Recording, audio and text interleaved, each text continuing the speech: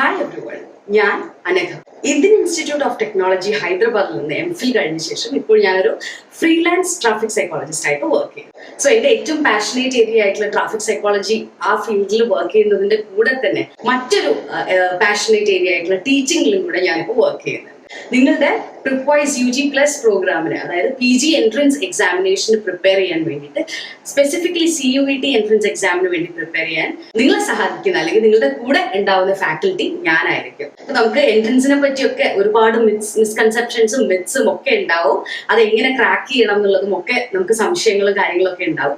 So അതൊക്കെ നമുക്ക് deal ചെയ്തുകൊണ്ട് എങ്ങനെയാണ് ഒരു എൻട്രൻസ് എക്സാമിനെ എഫക്റ്റീവ് ആയിട്ട് ഡീൽ ചെയ്യേണ്ടത്, അത് തിയററ്റിക്കൽ അല്ലെങ്കിൽ കൺസെപ്ച്വൽ ലെവലിലാവട്ടെ, അതല്ലാതെ സ്ട്രാറ്റജിക്കൽ ലെവലിലാവട്ടെ, അപ്പൊ അങ്ങനത്തെ കാര്യങ്ങളൊക്കെ നമുക്ക് ഡീൽ ചെയ്തുകൊണ്ട് ഒരു എഫക്റ്റീവ് ആയിട്ടുള്ള ഒരു എൻട്രൻസ് പ്രിപ്പറേഷൻ ടീം നമുക്ക് രണ്ടു കൂട്ടർക്കും കൂടെ എഫേർട്ട് എടുത്തുകൊണ്ട് നോക്കാം.